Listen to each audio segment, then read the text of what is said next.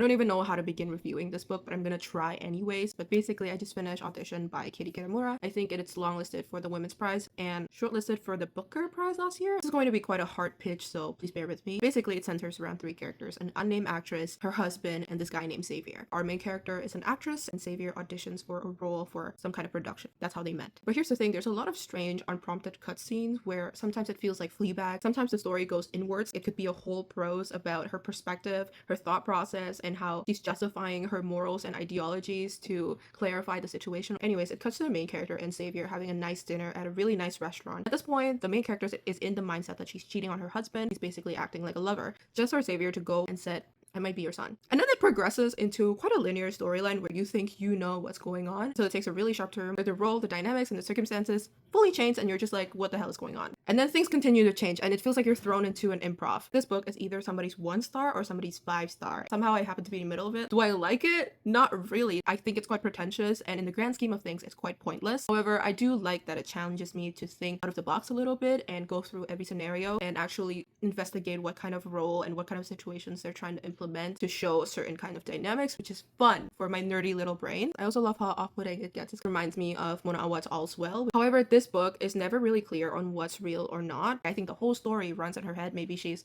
maladaptive daydreaming, but in her head she's auditioning for different versions of herself: a lover, a mother, an observer, a mentor, an actress. That's why the identity of other characters, especially Xavier, becomes very blurry. I think overall this story is just one big exploration of identity. How much do we know about the people around us, and how much of our identity, family, or relationship is just agreed upon roles and how we're performing to fulfill them, which is kind of trippy for me because I'm also halfway through Yesteryear, which is a story about a trad wife, and it's crazy how much dialogue overlaps. But yeah, that basically concludes my non-review. I don't think it's for everyone, but it is quite short, so if you'd like to give it a go, why not? And I'd love to know what you think if you've read it. Do you like it or do you hate it? I'm sure it's one of the two. And that's it. I'll see you guys next time.